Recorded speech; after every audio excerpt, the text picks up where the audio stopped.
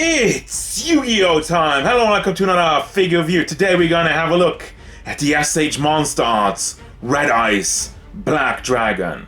One of the most iconic monsters, one of the most iconic cards of the entire Yu-Gi-Oh franchise. The ace monster of none other than Joey Wheeler, aka Jōnouchi. You know me, I'm a big Yu-Gi-Oh fan and I had to pick this up. Already was super impressed with the Blue Ice White Dragon we got from Monsterarts. And I can't wait to get this guy out of the box and have a look. Let's get into the review. This figure stands at about, let's see, to the top of the head, with like 19 centimeters to the top of the horns would be 21. As for your inches, we are going up to 8 inches. Well, that's like 8 point almost 3 to the top of the horns. And if you're going to the top of the head, it's like 7.5. Obviously, it's kind of hard to tell because you always have the legs angled, but just getting them all the way straight isn't really a natural pose. Also, it doesn't really hold the pose. If you want to look at the wingspan real quick, let me widen that as much as I can. About, if you go all the way, it's about, yeah, pretty much 30 centimeters, a little over 30 centimeters, which means we're going a little over 12 inches. On the wide side, size comparisons. Here's Jolter, the SH Figure Arts Son Goku, Vulcan Lock Dark Side of Dimensions Yugi, Figma Yugi, the Mega House Red Ice Black Dragon, and Darkseid. Overall, look and detail. He's black and he's beautiful. First and foremost, I have zero issues with the mold. The mold looks beautiful. You have like the big spiky wings, which are a little bit thinner, I feel like, than they are with the blue eyes. And then we have the head sculpt. The head sculpt is perfect. You have spikes all throughout it, going down from his chin, going down from his side of it, and the two horns. And really, with the eyes standing out in this sea of black, you have a nice metallic red going on over there. Even though they're really, really tiny, they look beautiful. Then we have the teeth individually molded and the tongue sticking out, which is a lot more glossy than the rest. As you look at it, you probably notice something, and at first I didn't even notice it that much, but I like it. The entire figure is just in matte black. We don't have any shading on it like we had with the blue eyes, and that makes sense. You know, it's the Red Ice Black Dragon, not a shiny dragon.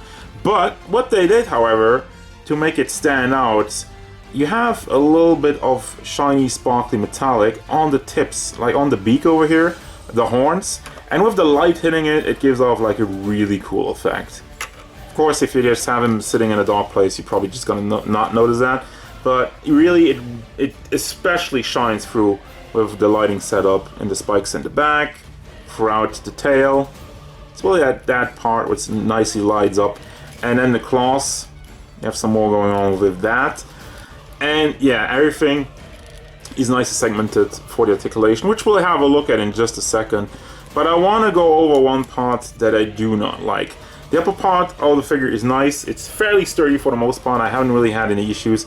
Kind of where the hat tends to pop off if you pull it too far, but it still looks good. What's not good is the legs. Because as you can tell, going back to the Blue Eyes figure, you had a ball hinge in the knee and a ball hinge in the foot area. What we have here though is a double hinge. You have a big piece in the middle with the hinge connecting it. First of all, it doesn't really look good. If you move it out, you know, I don't really know what's supposed to be accomplishing. If you have like a flat ball joint in it, it fills up the gap and it looks nicer. And the main issue with that, it's a lot less stable. The knees, I feel like, are still okay, but the ankle joints, ooh, that one's awful. So the main problem with that is, yes, he does come with a lot of bases, but the main problem with that is he topples over very freaking quickly. Okay, give it a little bit. Of course, now he doesn't. And he goes. So, and as you can tell, that's the ankle joint that just completely gave away.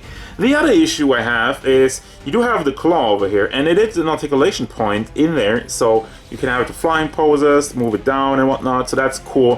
Problem is you never get it up enough because they didn't leave enough room. All you had to do was hollow out this part a little bit more so you can move it up just a tiny bit so it doesn't touch the ground, but as it is, you will always have him standing on his claws. So that also doesn't help with the stability. That's just an unfortunate, I feel like, oversight and a flaw when it comes to designing this figure, because it looks great.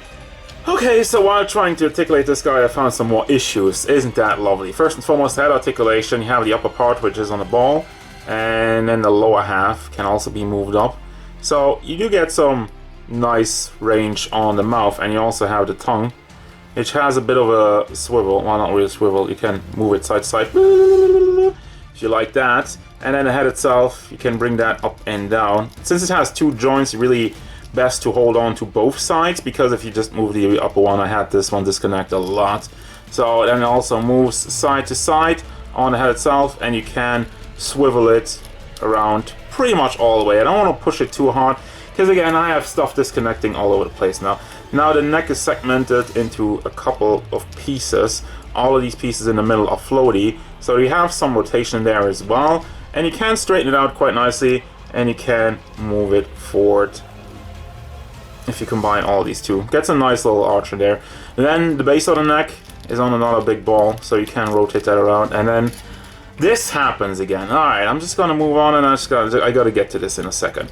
So we can also bring that side to side quite nicely. So neck is very nicely articulated. Then for the wings, you do have the big ball hinge at the tip, well, not the tip, the base of the wings, which is connected to the back. You have a ball hinge over here, so you can bring that up and down or rotate it around for some more room, for some other poses, depending on like how much room you have, because it's really tightly on here. Doesn't leave a gap, but as such, you're somewhat limited in the rotation. But you can bring this up and down. Then you have a ball hinge on the lower half, can bring that up all the way. And we have another ball on this part of the wing, another ball on this part of the wing, and the last part doesn't really have anything. Moving on to the arms. We have, I don't know why I said it twice, ball hinge in there in the shoulder. Let me move them around. It's always hard to give a good look from like what angle I do that. So it moves up and down, can also be swiveled all the way around. Well, unless the mold blocks it, of course. But it would go all the way around. And we have another ball hinge in the elbow. Why didn't they do that for the legs? Goes up and down, can also be swiveled. And finally, one more ball hinge for the claw, goes up and down and can also be swiveled around. Now, as you can tell, he disconnected, and I've been playing around for like, I don't know how long. This part sucks. So we do have, this is way too deep in there. Or I did not make it this deep, because like there's another hole, and then in the middle, there's only the connection part instead of like connecting it immediately to that.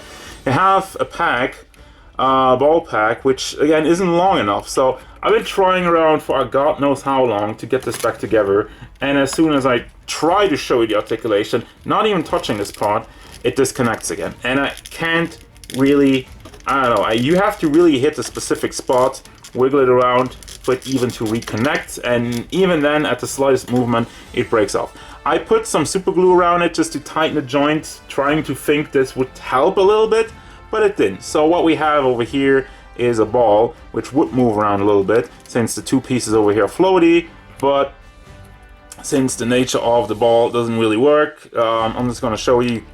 Technically you could move this up and down and side to side, and has a little bit of wriggle motion, but there you go. I can't even reconnect it here on camera. I'm gonna try to put them back together off camera, but this sucks. This part sucks. The knees also suck, but I haven't even gotten there. We do have the tail, which can be rotated. We have a ball joint on the lower half, another ball joint over here, another ball joint over here. Then we got, I think the next ball joint is over here, and then another one, and another one, and another one, and another one, and you get the drill. There's like a lot of ball joints in there. Let me try and demonstrate how much of an arc you get out of this.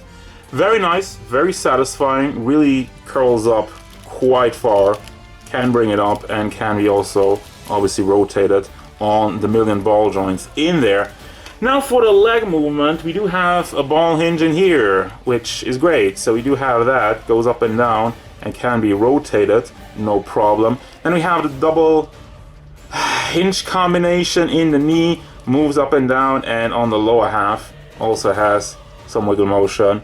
And I mean, it looks clean only then. And if you move it out, it doesn't look clean. So again, the ball joint would have helped a lot better, would have looked a lot better, and it would have been a lot more stable. And we have the same trash. I'm sorry.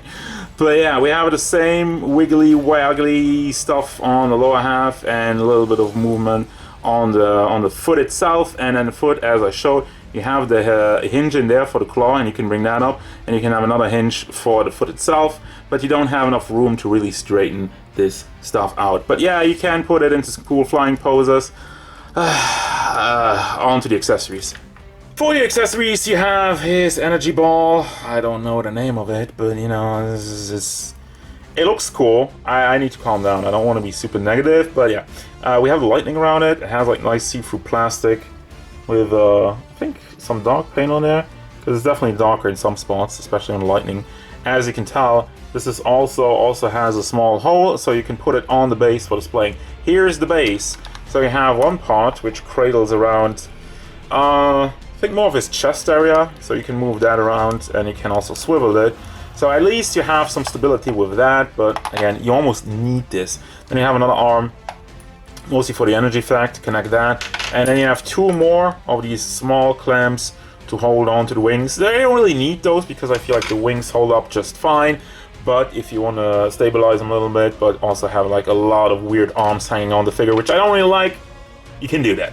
And then finally, I feel like this is a slap in the face. We have another set of angled feet. Yeah, cool, for some flying poses, but the feet are already articulated. But yeah, by the way, those aren't feet, those are another set of claws, which barely look different than the other claws. I just got a little mad, so I didn't even notice it, but it's a little bit more straightened out. So yay, cool, at least you have claws that are straightened out. What we needed were some freaking flat feet, where the claw goes up a little bit, so at least he can stand on his own. Final thoughts, and the word of the day, kids, is disappointment. And how on brand this is. I freaking knew it. I had a feeling.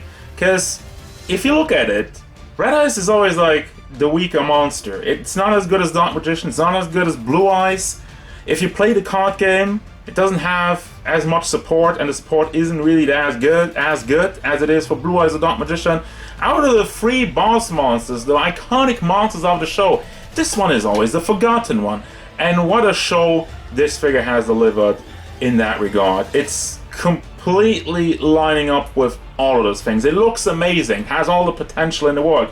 And all they had to do was just kind of recreate what they did with Blue Eyes and put it onto this figure. However, we ended up with some crummy articulation, knees and ankle joints that are freaking awful and don't carry the figure at all.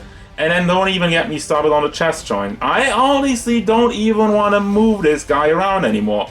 Yeah, sure, you have the base to play around with that, but you shouldn't have to be forced, almost forced, to use a base to put this guy into some cool poses.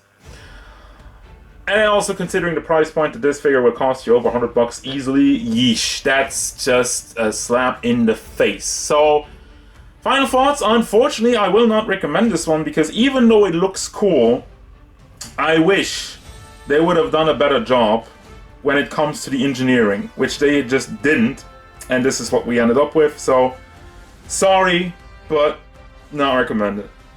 But it still looks really cool. I gotta give them that. That's gonna do it, guys. As usual, thank you very much for watching. Don't forget, if you enjoyed this review, hit it up with a like and subscribe to the channel so you can stay tuned for more figure reviews, card game stuff, and whatever the Red Eyes Black Dragon wants.